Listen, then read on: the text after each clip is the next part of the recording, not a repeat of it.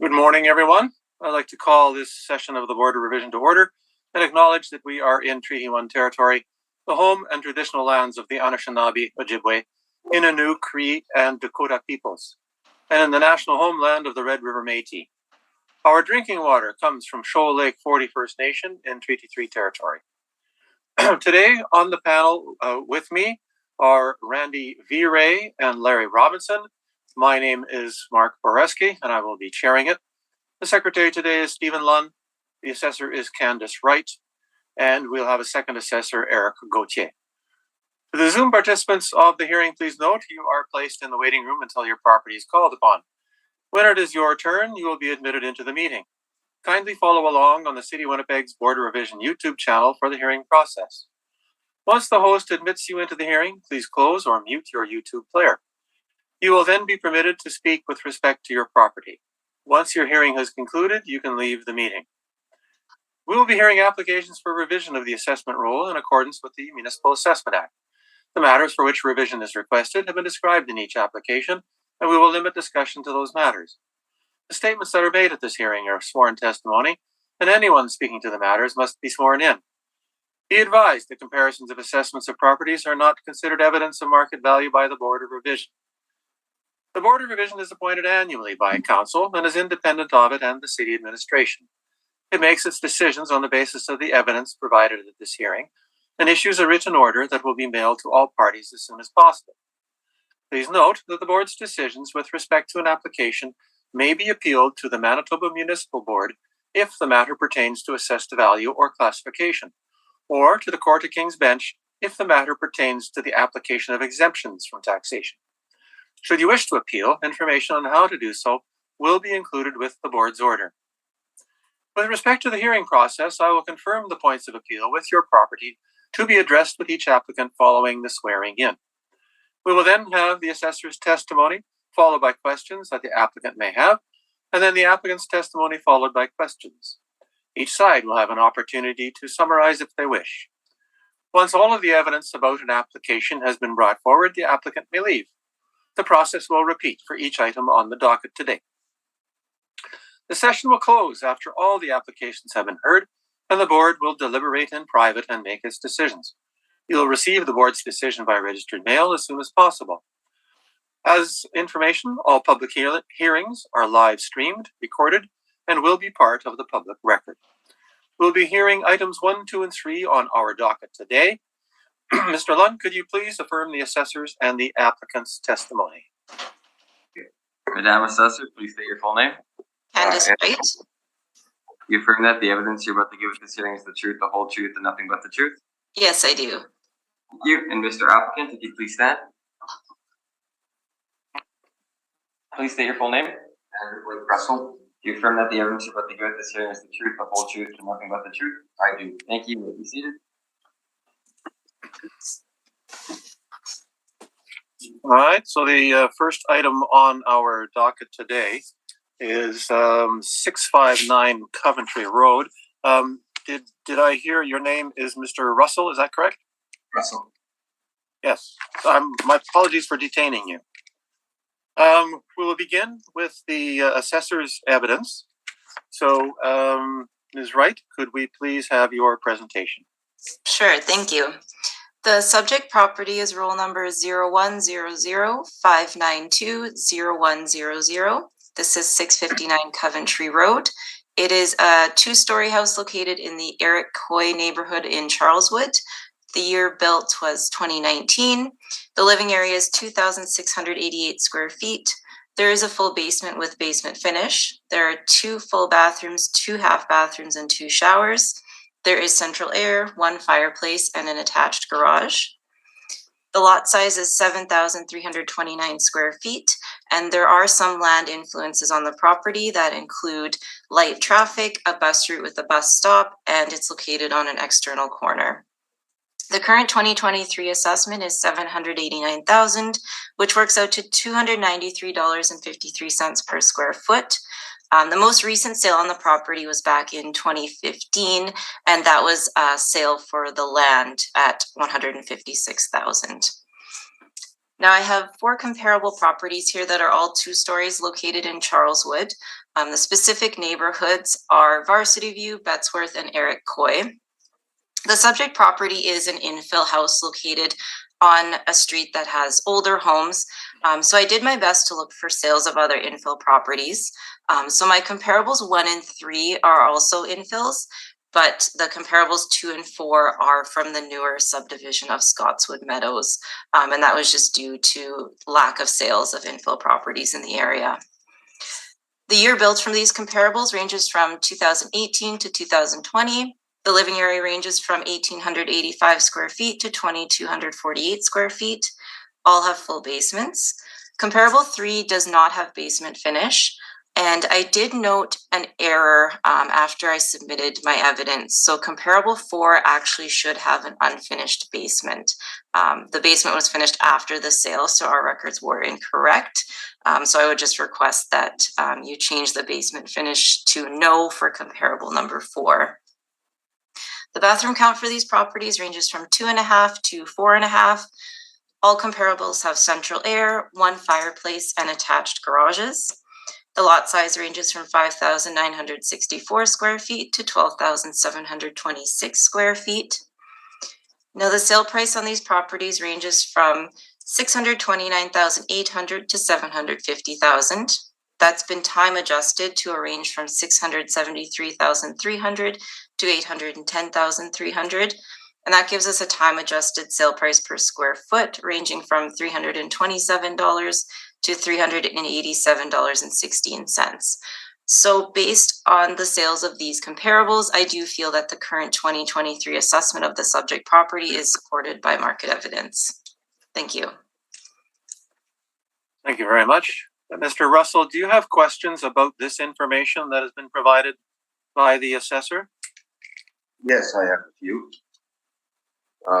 Just to correct you, it's Kressel, not Russell. Sorry. Hey, first off, hard to tell when I'm on my phone here and you're at a bit of a distance. I'm not insulted at all. I just wanted to correct you. So when I went on to the property assessment influence properties to do the values, the city originally used 4 properties over the Ridgewood West area. Why are you sending me these now? Those 4 properties, that was, just to confirm, that was when you logged in online on your account, that those 4 that you saw at that time? Those? They're the property assessment, those 4 properties, like yeah. So my property, it says. Yeah, when you log in online, we do provide, what it is a computer generated sample of sales from the area. So we don't actually go into every property and find 4 comparable sales and upload them online. It's just a computer generated sample. Then when an appeal is actually filed, we're personally looking at these properties, we're reviewing sales. So we often find that when it's a person reviewing the information, I decided I didn't feel that Ridgewood West was the most comparable to your property. So I decided to use different sales when I was actually doing my analysis of comparable sales. And you understand all these houses you sent me are custom built by custom builders. So there are higher end houses than the house that I currently reside in and talking about.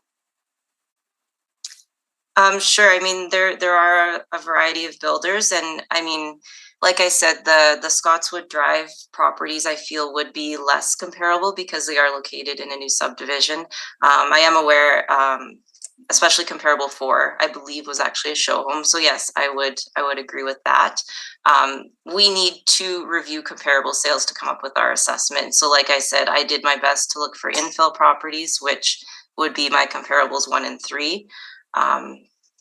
So these were the best that I could come up with to compare to your property. I understand that, but if you look at page 22 of that document I sent, and with all those new houses and the new developments over at Ridgewood West, there's between the cheapest house sold about the same size to the most expensive house about the same size, there's over a $200,000 difference between those houses sold. So to houses that are $200,000 more has a nicer finish in the house. Would you agree with that? Yes, there are ranges in quality. There are ranges in quality from different builders. Yes, I would agree with that. Yes. So I feel that you're not giving my house a proper assessment for comparing it to apples and oranges. Pretty much, you're taking a low budget house and comparing it to a high end house. And like you say, the square footage is here.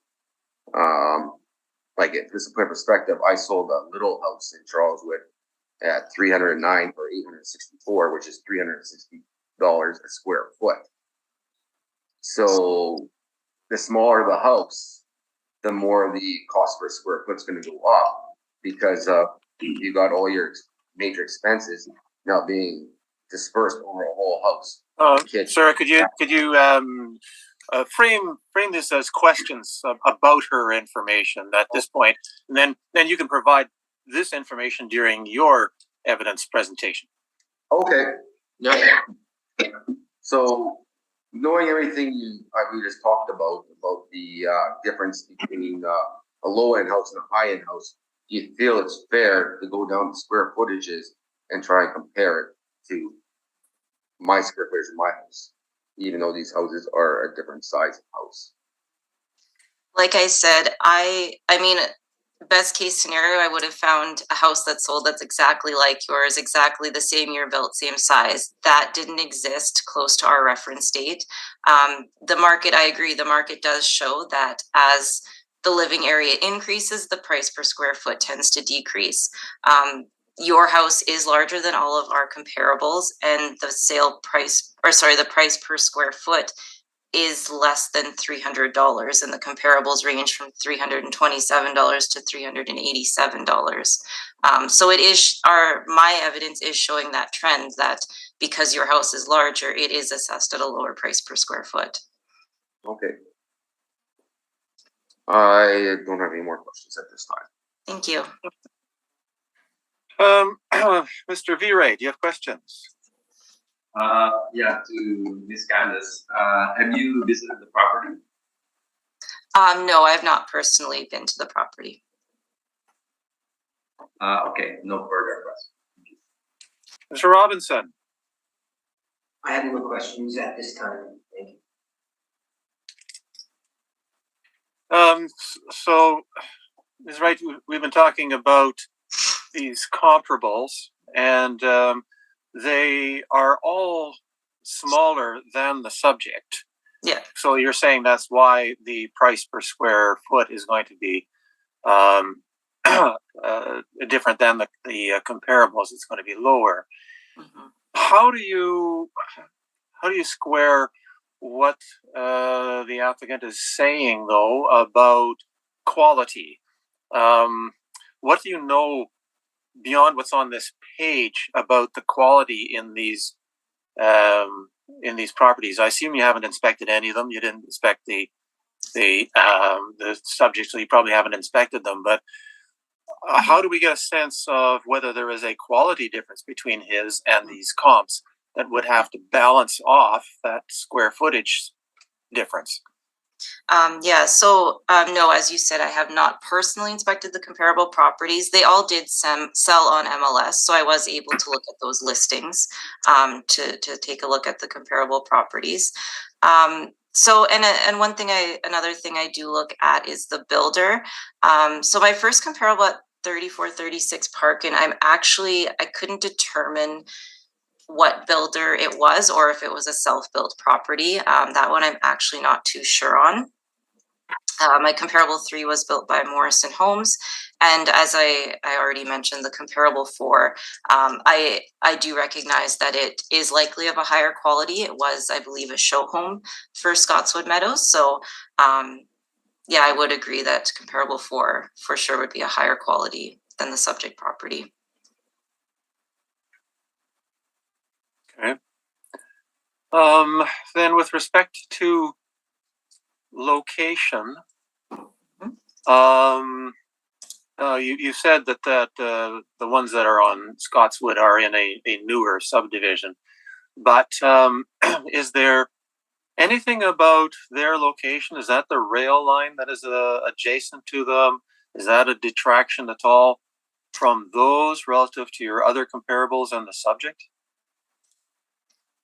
I'm just going to, just bear with me for one moment. I'm just going to double check whether that is the rail line there. I just have to. Oh, no, I imagine perhaps it's directly beside Wilkes Avenue and not just, I'm not sure what that line is that I'm seeing on the map. I believe that may be that the trail. I believe it's called, is it Hart Trail? Oh. Oh, I see. I think that may be the line that is kind of directly south of the Scotswood Meadows. And then there's a kind of a space with some large pieces of land there, and then Wilkes is south of that further. Okay. And then comp number 1 is significantly removed from the others and the subject. Yeah. Tell me about the sort of like the neighborhood influences, the marketability of homes in those two different areas. Yeah, and like I said, I kind of looked at Charleswood overall, especially in my search for infill houses, because there really aren't that many, especially infill houses that have sold close to our reference date of April 1st of 2021. So yeah, my first comparable is quite a bit kind of further northeast in the Varsity View neighborhood. I'm really not aware. I'm not sure if we've really seen a trend in difference in sale prices between the Eric Coy neighborhood and the Varsity View. I'm honestly not too sure. I haven't noted a clear trend in difference in value between those, but I can't say for sure. Okay. Those are all my questions. So then, Ms. Kressel, will turn to you for your evidence. Could you present us with that, please? Okay, so for starters, I did a self-built house. So just to describe the property, I bought the land back in 2015, as she said, for 156. I then went to my bank. I was approved for a $440,000 mortgage. I had to go down to the city, get permits. Before that, with the property sale, I got prints to build the house that I built. Went down to the city, got permits, hired a construction company to build me a locked up house, meaning that they put the concrete in the ground, build the wood structure, put the doors and windows on, and put a roof on. That cost me $180,000.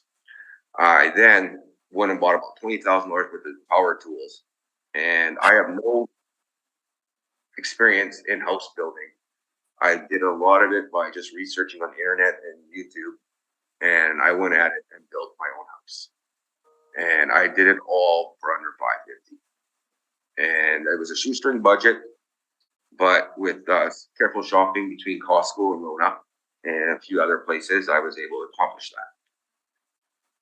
It's a pride of mine that I built this house, and it's great that people think it's worth that much, but at the same time, it's not worth that much, because you compare it to these new development houses, it might be a cookie cutter house, maybe over Ridgewood, but it does not compare to these custom houses that she just sent me yesterday. So when I went online there with the where you can get more information about your property, the 4 comparables that came in all came from Witchwood West, which is 5 kilometers west of my property. When I did an average of those 4 properties last night in the bitter hours, the 4 that came up from Witchwood West that was originally sent on the, I guess was automatically by the computer, came out to being $256.00 per square foot. I could break that down between each houses, but I just broke down each one, add them all together, divide by 4, and that was the average. Then, before I got that information, I went through the whole document here. Every 2-story house sold within 100 square feet of my house in Charleswood, and there was 18 of them. When I did an average of those square footages, it came out to $233.60 a square foot. And then I broke it down even more. I went, of those houses, 7 of them had finished basements. Now, when I did the calculations, it came out to $236.45 per square foot. But I now did the calculation deleting one property because it was quite a bit cheaper, older house. So that worked out to be $247.05 a square foot. So all those calculations, then you take those square footage and times it by my square footage of the house, you're looking anywhere between 627,000 ish up to about 690,000 is what I get for a property value if I took the average of all the properties sold. What was the first number? Your second number was 690,000. What was the first one? The exact number I came up with 627,916.80 and that's if I did an average of the 18 houses that are my same similar size sold within Charleswood all over the place. The one that I said 690-ish would have been the average of the 4 properties that were originally given to me by the city on the assessment website. All right. And the actual number is 688,208.64 cents. All right. Round up to 690. So quite a bit less than what the city is trying to assess my property at. And this is just using averages of all the square footage of those houses. Okay. Any additional information? I think that's all. Okay, just a second.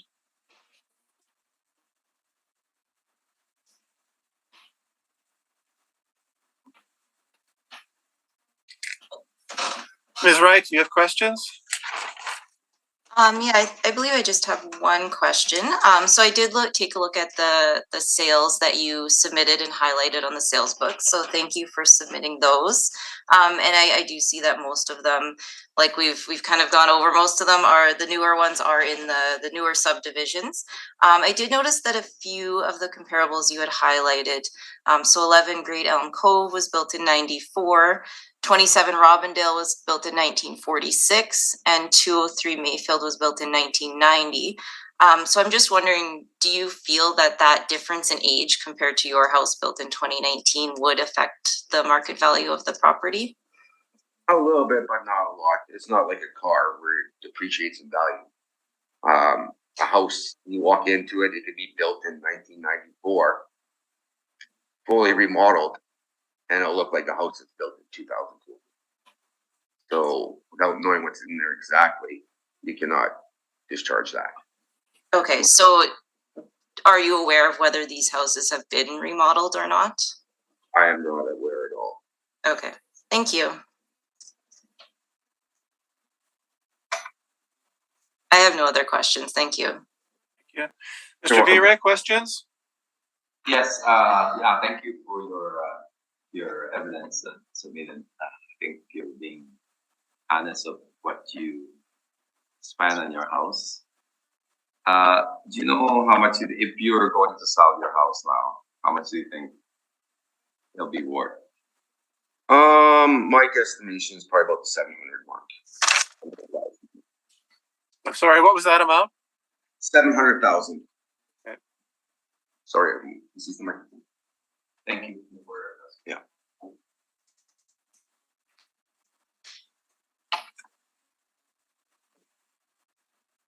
Mr. V-Ray, do you have any other questions? No further questions. Thank you, Mark. Okay. Mr. Robinson?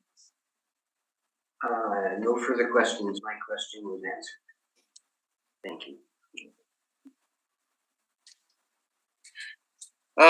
So these 18 properties that you found that sold, sorry, what was the date range of those sales? Well, they're written all on that document. So somewhere in 2019, somewhere in 2020, somewhere in 2021. So without having them all on the same list, I cannot give you exact month and dates, but Sure. Okay, that's fine. I just needed to know that they were from that document, so it's this reference period, if I could call it that they were all from. but sorry, I gotta say one thing. All the numbers I went off of was that time adjust sale price numbers. Yes, right. Yeah. And did you drive by any of these at all to take a look at them, make at least an exterior comparison to yours? I have seen some of them, and they are a lot better quality than mine. Like I can say that, like it's, like I got stone, I got some siding on my house and some stucco. It's pretty common when most new houses have the same thing. But you can go buy. I think I paid like $5 a square foot for the stone, and you could buy stone that's $20, $30 a square foot. Like there's such a variety in materials out there, right? Just because it looks nice doesn't mean it's quality, right? Right. What about around you? The homes that are immediately around you. Yours is an infill, so these are older homes. Are these nice homes? Are they something that would detract from your ability to get a good price from your home? Okay, so there is one thing I can speak up, a couple things to speak up. So it is an older home or an older neighborhood. Across the houses are approximately about 1,000 square foot bungalows. Where my property sits, it was actually a corner lot that got split into 4 lots. There was 3 bungalows and my 2-story build. The last one to sell was my neighbor's house that was built just a finished building as I started building. It's built in 2015. It's a 1,600 square bungalow.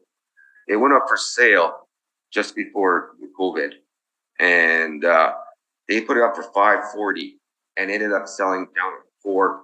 You can even look in this document, you'll find it. That I think it's 563 Coventry Road went that much cheaper than what the asking price was. It took them 9 months to sell that house, but that was pre-COVID.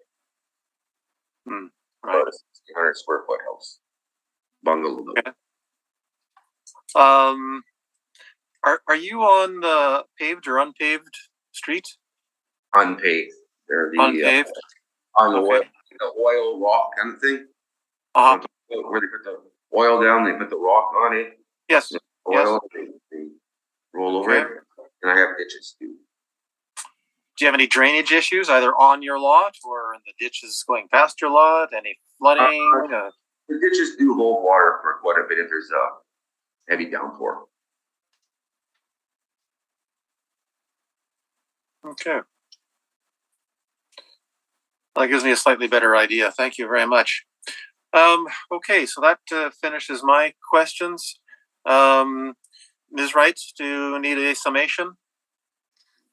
I think that's okay. I think we've pretty much covered everything. Thank you. Yeah, Mr. Kressel, do you need a summation? No, I'm good. Thank you. You're done? Okay. Well, thank you very much. Appreciate your coming. We will take all of this information into account, and we will arrive at a decision later on this morning that will get mailed to you, and we will do that as quickly as we can. Thank you for coming. Thank you. Thank you.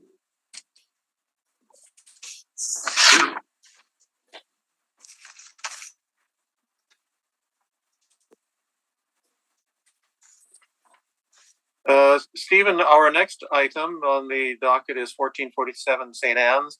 Do we have an applicant in person, or is that by Zoom? It is Mr. Neufeld. He's just connecting right now. Mr. Neufeld. You guys have a good day.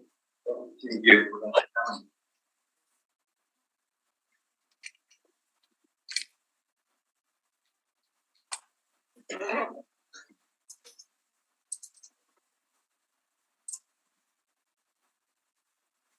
Good morning, Mr. Neufeld. Just confirming that you can hear us. Okay.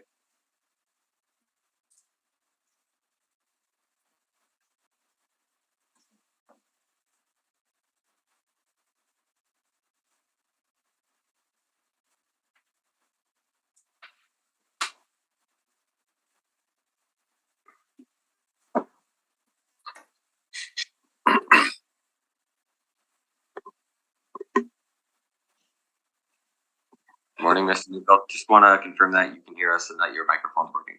Yeah, everything seems fine at my end. Thank you.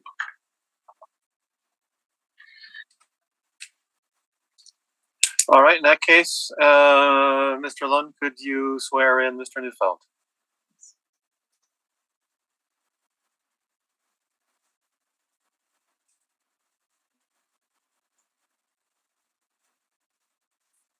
Mr. Neufeld, please state your full name.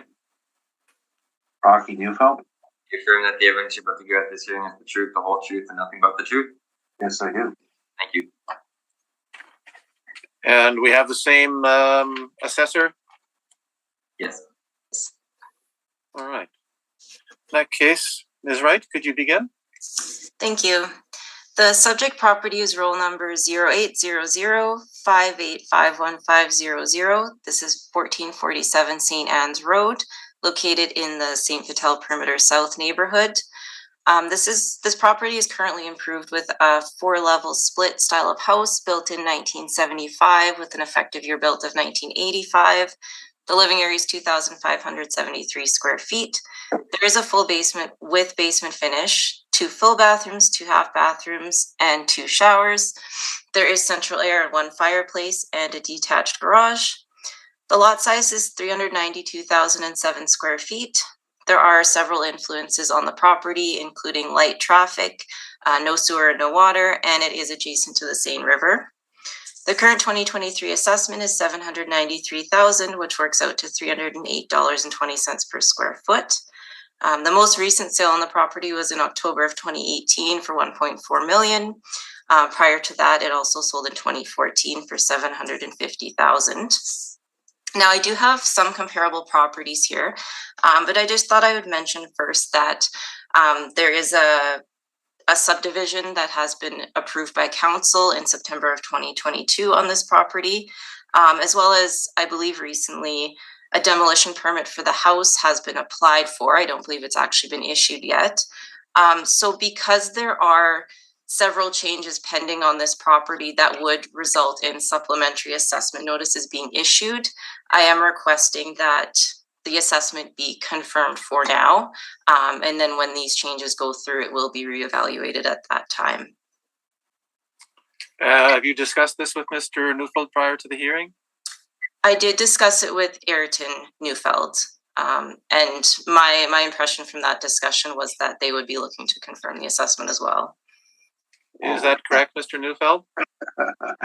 Well, that's just their assumption. It's always dangerous. But yes, I think our issue with the property is there's 2 changes in the land going to happen. The land along the Seine River has been turned over to the city for the reserve for the river, and the front is going to be expropriated for the St. Anne's turning. That's why we filed the appeal, just because all these things were pending.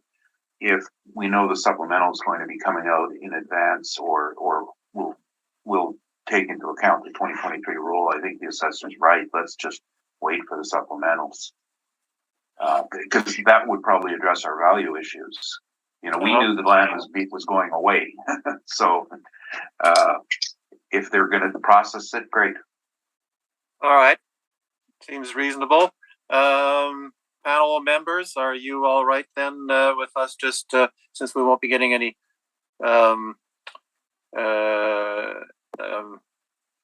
evidence? I assume you don't have any questions about this?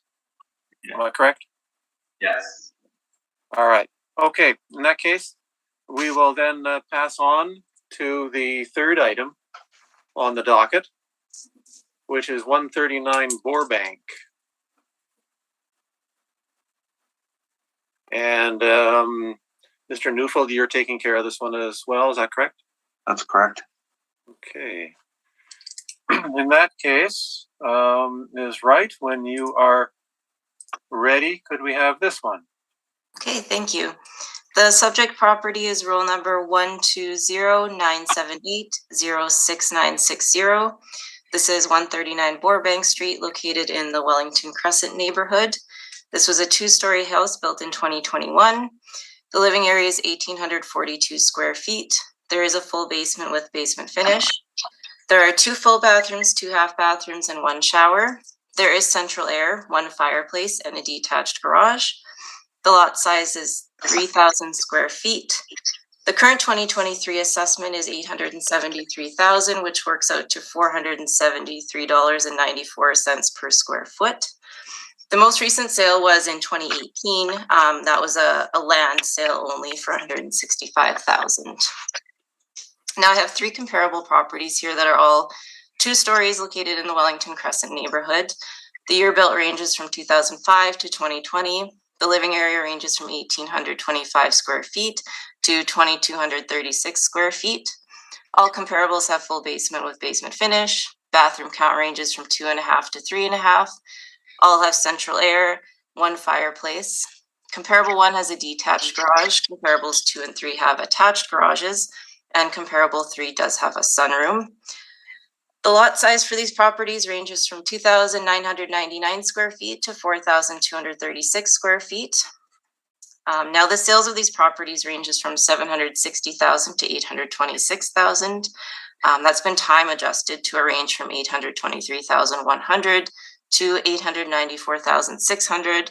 And that gives us a time adjusted price per square foot ranging from $368.11 to $474.14. And I would like to note that I feel that my best comparable is comparable number 1. It's actually located directly beside the subject property, similar age, similar size, and it was built by the same builder, which is Art Gross Builders. So I feel that that is a very similar property to the subject property and supports our current 2023 assessment. So I believe that's all of my evidence. Thank you. Mr. Neufeld, questions? Yes. Did you bring the board any evidence to prove that a time adjustment is supported by the market? I did not submit any evidence, but I do have some numbers here. So I did look at the MLS Area 1C, which is the closest area to what we consider our Wellington Crescent neighborhood. So between January of 2018 and January of 2021, which I recognize those aren't exactly our reference dates, but those were the statistics I could run with the MLS. So the difference in the median sale price between January of 2018 and January of 2021 was 17.89%. So in 2018, the median sale price was $377,000, and in January of 2021, the median sale price was $444,444. Okay, so you have 1C that you looked at. Now, what's the range of home values in 1C? I'm honestly not too sure what the exact. Well, that's the MLS that runs along the river, Wellington Crescent, correct? Yeah, so it would, the higher end of the range would be really high value homes along Wellington. I'm not too sure what the lower end of the range would be. I just looked at the median sale price just for a statistic. $400,000 homes is your median sale price, and you're using this to establish a trend for $800,000 assessments. Do you think that that's accurate? I think it's a trend in the market that is reported by MLS. And does MLS do analysis to determine if people made improvements on their homes during this period that would have affected value? This is just a median sale price comparison. And does MLS consider new building in that price as well as existing stock? Well, there would be renovated houses selling in 2018. There would be new builds selling in 2018. The same thing for 2021. If you look at the median, it does show an upward trend in sale prices. Now, the proper methodology is a paired sales analysis. Was one done? No, one was not done. We use time adjustments that are calculated by our assessment models. So I've been using those on my evidence. I have not done a paired sales analysis. On the building permit, did you look at the building permit details on the subject? Yes, I did. No, I'm looking at it and it says construct a new 1,738 square foot 2-story home. So I'm wondering, was there a change in the permit to make it 1,842? The permit I have here says 1,800. Changes like that, I mean, I'm honestly not too sure exactly what the difference is for the subject property. It can be rounding. It can be that some builders leave out the area of the stairs to the second floor. I'm honestly not too sure what that minor difference in living area is attributed to. Okay, so, but what did you say your number showed? 1,800? I just have the first page of the permit here. It shows 1,800. I can dig deeper into the actual plans. So now we have three numbers then: 1,842, 1,800, and 1,738. Yeah, they're all within about 100 square feet, so I wouldn't think that it's Well, that large. Don't you think 100 square feet at $400 a square foot is a fairly substantial number? Well, I mean, like I said, differences can be attributed to rounding. It can be attributed to builders leaving out the area of the stairs. Are you aware of a municipal board decision on the concept of the open areas and the stairs? No. Okay, that somebody took it to municipal board, and the board, was me, determined that open areas don't count for floor space. Well, I mean, we need to assess houses consistently. We use exterior measurements for both levels, so that is the area we're using for consistency, the exterior measurements. Now that's your consistency, but now you're looking at sales that were reported in the market. Could they not then have a different measuring system? But we compare it to our measurements from when we've assessed the house. So we're consistent internally in the assessment department. Now, what if you had a home that did not have an open area, that had a complete second floor space? Would the market treat that differently? We do account for, I think we're talking about different things here. If there's an area that's just open to below, so a house that has an area that looks down over the den, we do account for that open area. The difference here is I'm saying that the stairs to the second floor, we're not accounting for that small space. Now, I've never heard that before with the stairs, so maybe that was my confusion. The majority of builders include that in their living area, and at our department, we include it in our living area. We don't include it if it's an actual open space below. Now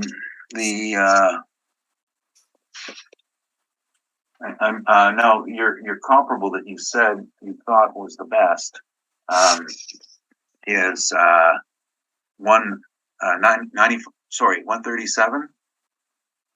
Yes, directly beside the subject property. And how was that sold? Was it advertised for sale? No, it was between the builder and the purchaser, which is fairly typical for new builds. Some sell on MLS, but often new construction sells directly from the builder. So did you get detailed knowledge on what was included in the contract with the builder? No, I did not. And the subject, did you have that information? No, I do not. I'm looking at a Google Street, the Google overhead view, and I'm looking at the two side by side. Now, are you aware that 137 Borebank has a typical peak roof? Mr. Nussel, sorry, are you referring us to this so that we can all look at it? Because otherwise it's evidence that you just have and we can't really share. I can share it. I didn't want this to go on forever. But I'm happy. Us neither. I'm happy to share it. How about I abbreviate the question? Okay. If I put to you that the subject is a flat roof and your comparable 137 Borebank is a typical pitched roof, would there not be a difference in the value? They were both built around the same time by the same builder, Art Gross Builder, who is a high-end builder. Yes, there are differences in building styles that may be up to personal preference for the sellers. We don't, in a perfect world, we would have a perfectly comparable property, but we don't. So I do feel that the house that was built directly next door at the same time or similar time by the same builder would be the best comparable in the situation. Even though you don't have the details on what was included in the pricing, correct? And there was no MLS listing or anything of the sort? Like I said, it was a sale directly from the builder to the purchaser, which is common with new builds. Those are my questions. Mr. Vire, questions? Yes. I've seen all the comparables are pretty much and intact. Is there any land influences on this properties? No, none of the properties have any influence of note that we've recorded. Okay. Have you visited this property by any chance? No, I did not personally visit the property. Okay, no further question. Thank you. Mr. Robinson. No, I have all the information I need so far. Thank you.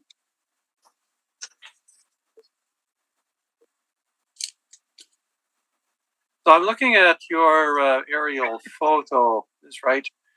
And I see what the subject is, comp 1, comp 2, comp 3. Now, it seems to me you said something about there having been a bare land sale. Which one was this? Like it was a land only sale? That was the subject property. That's the subject. Oh, okay. Yeah, so the land was purchased in 2018 for $165,000. And why in that neighborhood was there bare land? I believe I will have to just bear with me for a moment. I'll just pull up some more information. I believe it was a property that was actually demolished and subdivided, but I'll just confirm that for sure for you.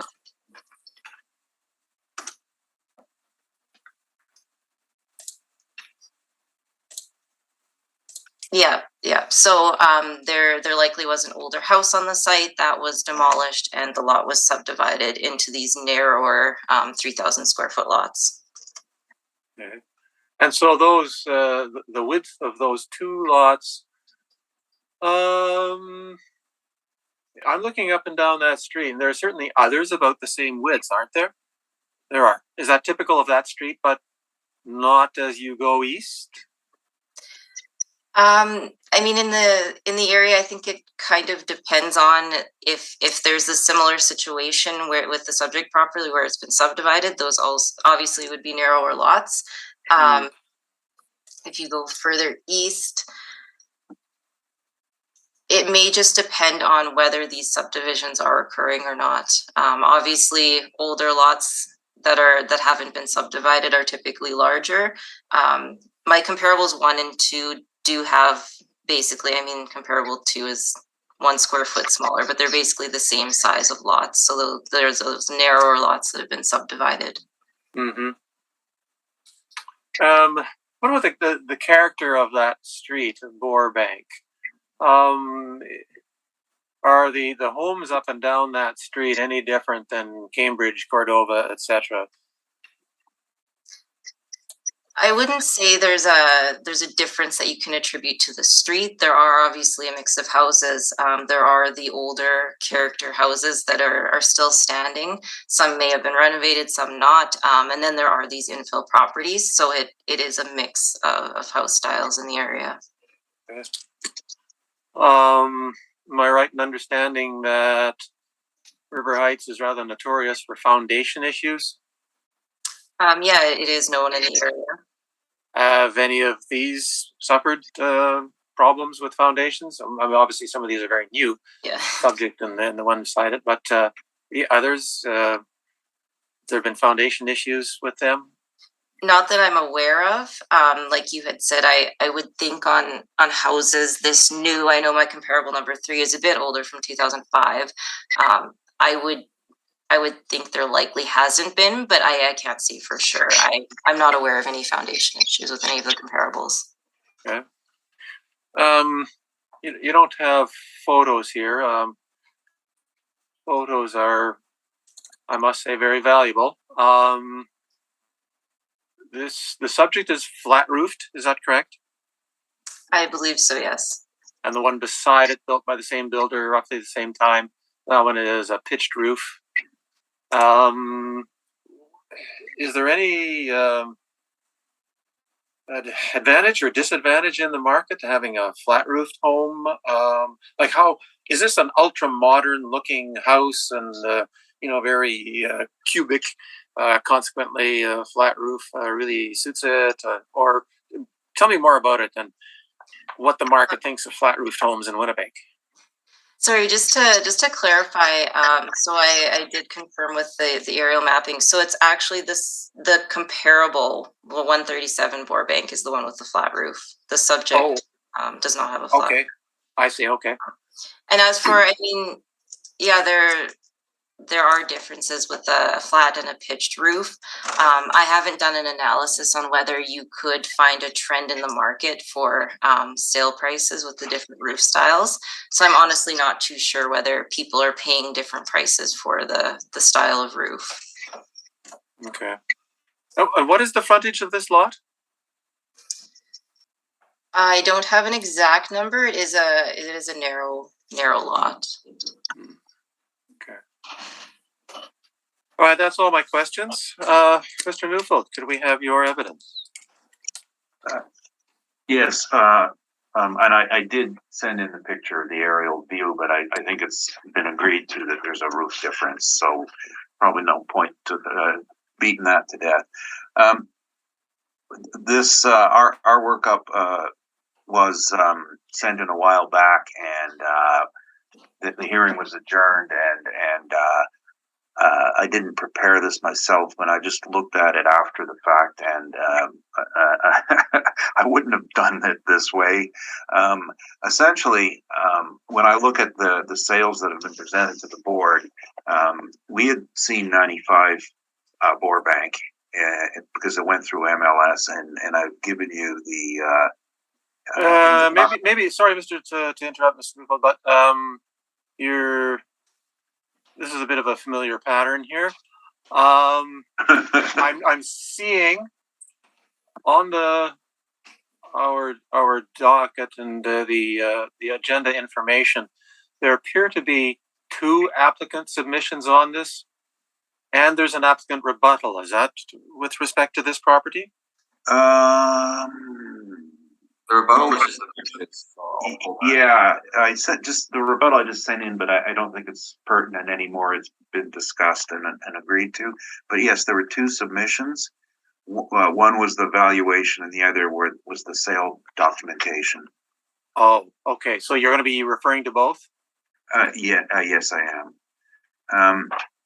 In the workup, and that's the one marked 139 Borbank.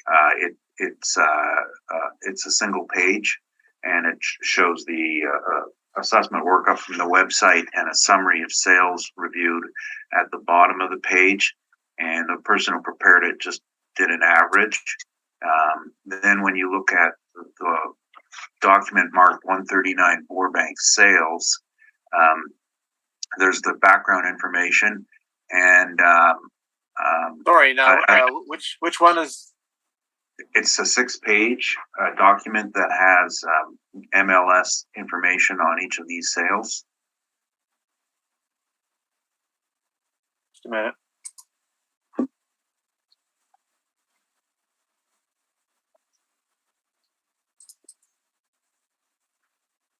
Okay, I see that. Yes, okay.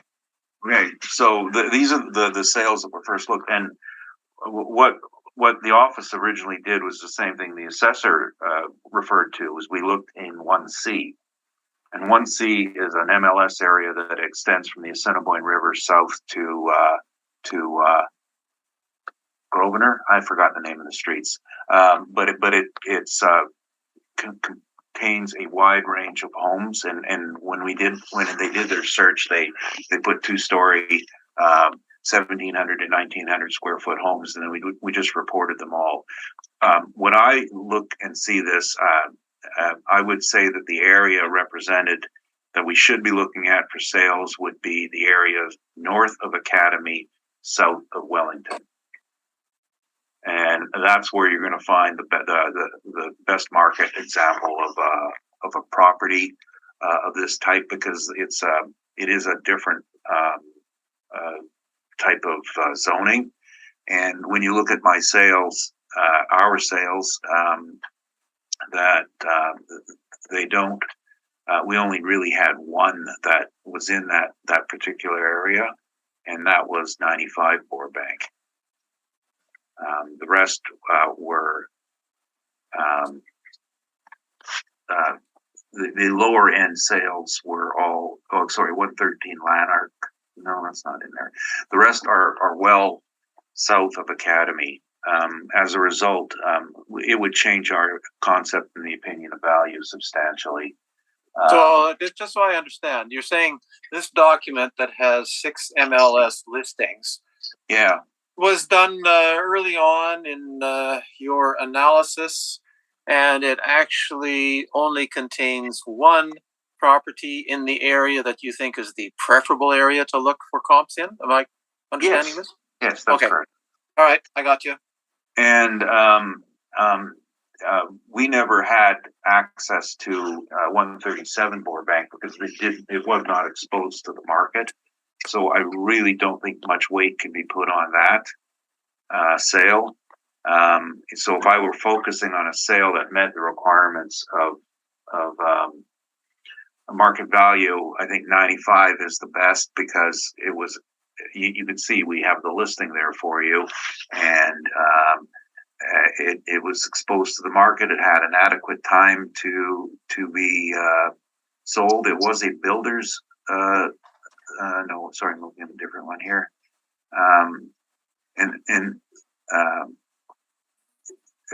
They used an agent. It was exposed to the market. 9 days on the market. Another design. Build home, and also there's 25-foot lots. And this market area is rather interesting because these are all large lots originally, and then several developers came in and got approval to do 25 lot subdivisions, and it's allowed under the planning with this with the zoning that's in place. And the funny thing about the original planning on this area is that it was originally surveyed in 25-foot lots, and then people would come along and buy 2 or 3 lots and build their homes on them, but they retained the individual titles.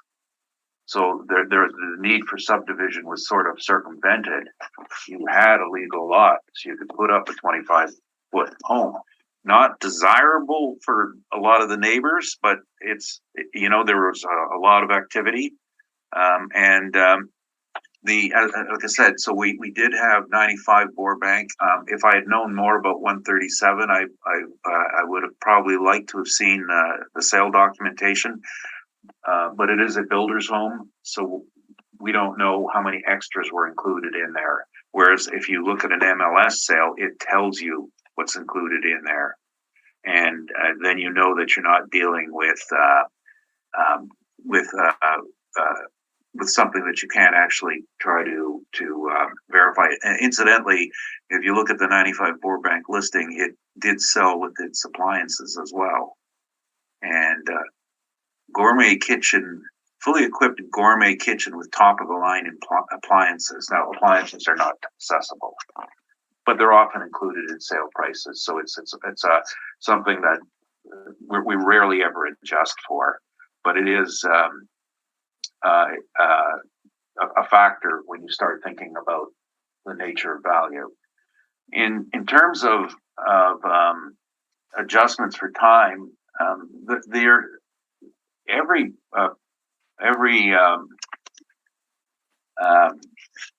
neighborhood and every type of home is going to react differently, and there is really no such thing as a time adjustment, especially when using MLS or bulk sales. MLS encompasses every sale, whether it's a new home or an old home, and then they use their average from that. So if you have a neighborhood like this, older homes, and then a whole bunch of new homes come in, and in the time period the assessor read off, you'll note that all of her comps were sold, being new construction. They sold at over $400 a foot, $800,000 sale prices. They artificially inflated the average as reported by MLS. MLS doesn't think about that. They just, I mean, MLS is a realtor's tool, and seriously, they're just looking at, oh, prices of homes going up, so is my commission. It does not measure the market part of it, and then it fails to recognize all the do-it-yourself home fix-ups and house flipping going on. So there is no evidence to suggest that. And the other issue being the neighborhood it's in, the factors that influence it are different than market factors. If you had a tract home, a home in a large subdivision, be it Fort Garry or Transcona or the Maples, there's a commonality to all the homes, and you can track that sort of price increase because they're all going to be the same. White Ridge, as an example, has development standards of minimum house size and for 2 stories, and for 1 stories, a minimum garage requirement. So there's a more of a homogeneous grouping of homes. Wellington doesn't, Crescentwood doesn't. So without a lack of real evidence with paired sales, there's no proof. Now, what I would do here, and yes, I love your comments, but you see something coming, a verbal. I would probably rely on the 95 Borebank sale at $410 a square foot as being at the best proof of a true market value home. And I only this morning heard about the different areas that were being discussed. I have no evidence. I suppose if we had spent more time on it, that we could have actually gotten a measurement. But the case I referred to was my own home, where I took to the municipal board in 2004 because of this exact issue on measurement. And the board determined that the measurement as used by experts in the field, which are realtors, is the one that's going to be relied on. And the city's number was based on their style of measurement. Regardless of that, I have no evidence to prove it's different. So 1,842 square feet at $410 a foot is 755,220, rounded to 755,000. And that is your conclusion? That's it. Okay. Ms. Wright, questions? Yeah, so my first question, I think we've kind of gone over it. I was going to ask about an adjustment for location between north and south of Academy, but I think we have established that south of Academy is a different market, so I won't ask that one. My next question is... Yes, but they are all, since you made a statement, we'll treat it like a question, but they are all 1C, which distorts what you had said earlier about the average price. Well, my comparables are all north of Academy, so I don't know if that really matters right now. I actually have a question about your calculation of price per square foot. So if we take that 95 Borebank that you were referring to, it sold for $826,000, and I'll do the math just as we go here, and it's 1906 square feet reported by MLS. There is a slight discrepancy. We have 1963, but I'll use the MLS 1906 per square feet. That comes out to $433.37 a square foot.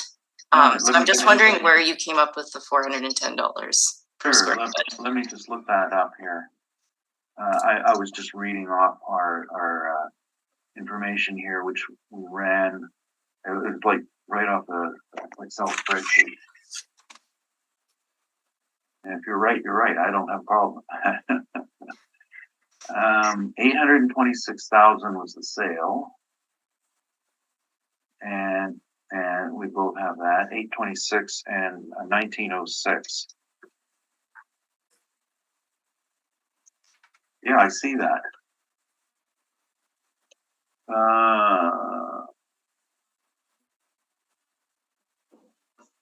Where did 19? Oh, no, I see. MLS reports that it. No.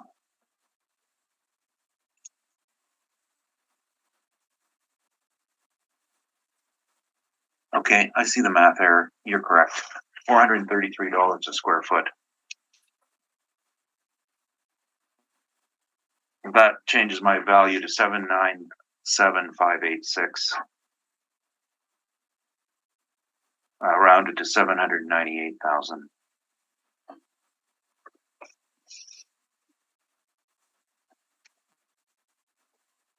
Versus the assessor's amount was. Is that sorry? We have our value. Yes, is corrected. 798,000 is what we think should be the value. Right. I'm sorry. I just wanted on my notes here because I don't have her stuff brought up. Oh, 873 is the assessment. 873. Thank you. That was a good catch. I found. I see right away what the error is now. I didn't do this. Okay. Additional questions? The only other question I had, and I'm not sure it's relevant at this point because it only applied to those comparables south of Academy. I had just noticed that some of your comparables had an unfinished basement. So I was going to ask what type of adjustment you would use for finished versus unfinished basements. But if we've kind of concluded that we won't really be considering the comparables south of Academy, then I'm not sure if it's relevant. Well, certainly, but on principle, zero. I don't believe that there's an adjustment for unfinished basements. I, as an appraiser, like to go into a house and look at the basement. And generally people do them themselves, like mine, for example. And it's not a good job. It's not professional, and people aren't paying for it. So you don't feel that people pay more for a house with a finished basement? No, I don't. I think it's something that you have your own purpose for. You see some people, oh, put some bedrooms down there. The next guy comes along, I think I'd like a pool table down there, and rips it out, puts in something else. It's not a value issue that it's subjective. That's the best way I can say it. Okay, I have no further questions. Thank you. Mr. Vire, your questions? Yeah, for Mr. Newfeld. I see this property has been built 2021, so it's in infill. Is there any more improvement on the house since then? I can only refer to what I see on the permit, which I was just looking at, and the permit was nothing. No new permits were taken out. Just the permits for what you see: new construction, wiring, garage. No additions that I know of. You were saying that the subject property is really close to comparable number 2. Is that correct? Well, I would say that the comparable on Borebank is the strongest evidence of market value, because we know we have the details of the transaction and it was exposed on MLS. And my concern with the neighboring property is that it was a private sale from a builder. They generally have lots of options and extras to put in them. It could be close, but we don't know. And it does have has a pitched versus a flat roof. So I think it's safer to use data that meets the definition of market value. Okay. So you're saying that the fair market value right now of this subject property is around 790,000. Is that correct? That's correct. For April 1st, 2021. No further question, Mr. Chair. Mr. Robinson, questions? None for me. Thank you.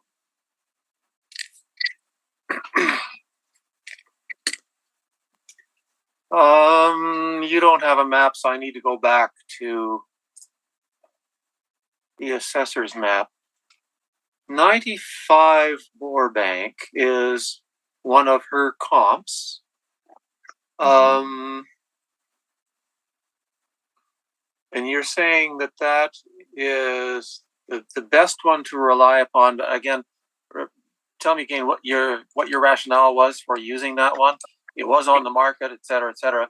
Right. But is there anything more to it than that? Is it just the proximity, or? Well, it's on Burbank. It's in the same, on the same street, within the same confines between the back lane from Wellington and Academy. 8 houses away. Market value definition is exposed to the market. So it got put on the market, and you can see on the listing, 9 days on the market. It was exposed to potential purchasers, so it did have an opportunity to have what's called the bid price, which is multiple people looking at it, and they can bid up the price and drive the number up. With the builder, you don't have the market exposure. He says, "Here's my price. Where is your?" There's no exposure to the market. Well, a builder can't say, "I'm halfway finished your house, but by the way, I'm tearing up your contract. I think I'm going to put it on the market."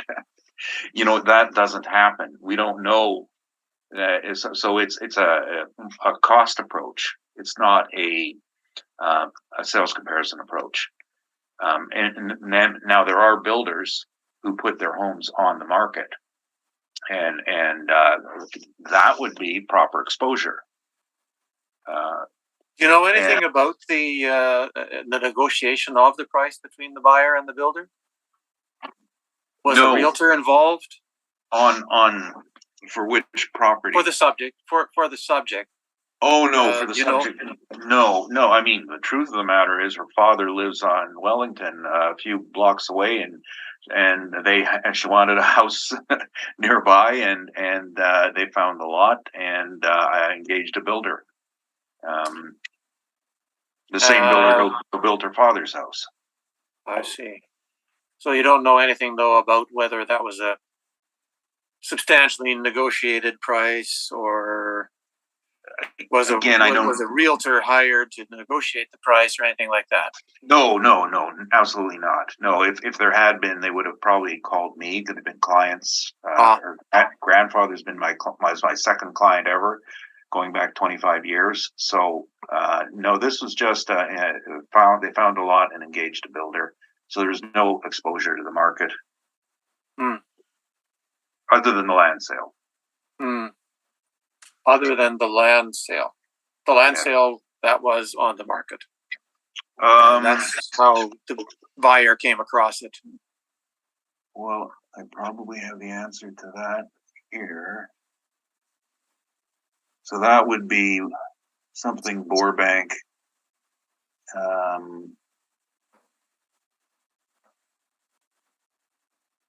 I think the former address was 143.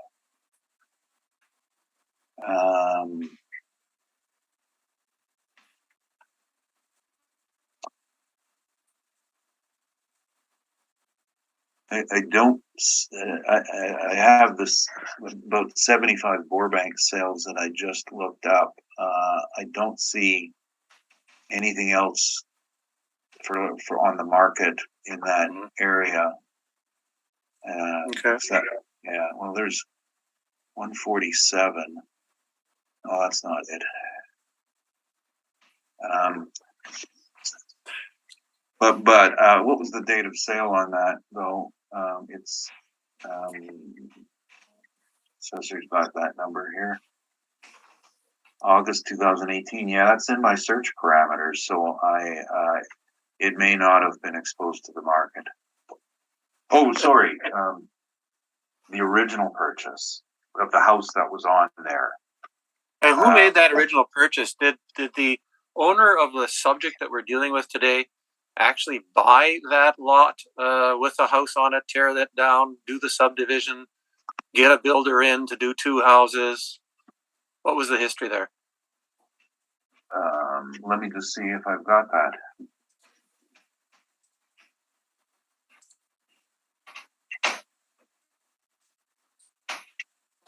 I don't know. You don't know. Okay. I'm just trying to get an idea of how exceptional that price was, you know, by virtue of the fact that it wasn't on the market, but what else went on that might lend some credence to the price that was paid? Yeah, yeah, for our purpose today, I wasn't putting any much weight on it because it was land as vacant. I think we were focused on the direct comparison approach for sales of similar sites. And if I had anticipated these questions, I would have got all the answers. Oh, with your experience, of course you should expect them. All right, that's all of my questions. Ms. Wright, do you want a summation?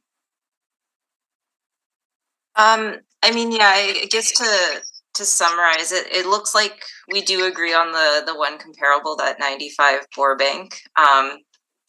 And with that one, and I think there is some disagreement on whether or not time adjustments are warranted.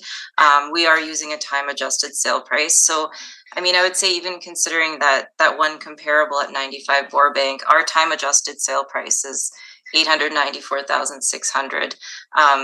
And it is a bit larger, just over 100 square feet larger than the subject property.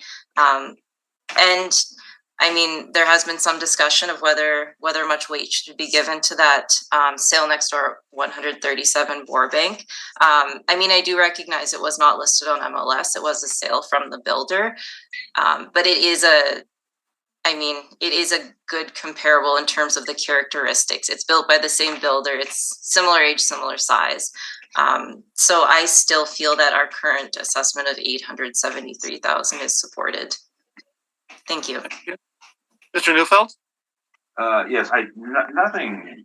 I mean, we've already gone over the ground, but since I did introduce the previous municipal board case concerning my own house, I bought it from a builder. My price was so low because I didn't have to install any extras. I did it all later. That's why you can't trust builders' prices that go through titles. You got to see the contract, and that really means. I mean, the house next door is interesting, but you can't put weight on it. And if one were to rely solely on 95 Borbank, then the question is: do you look the time adjusted sale or the non-time adjusted sale? Both indicate a lower value than the subject is assessed at, and with the lack of evidence concerning the concept of time adjustments, these time adjustments that MLS put out are very glib statements made to get newspaper headlines. They're not real, and they're not what an appraiser or an assessor should ever rely on. Thank you. Okay, thank you very much. That concludes all the items on our docket today, and consequently, we now will adjourn this session of the Board of Revision. Thank you very much for your appearance, Mr. Neufeld and Ms. Wright. We will do our deliberation, arrive at our decisions, and send out orders as quickly as we can. Thank you. Great.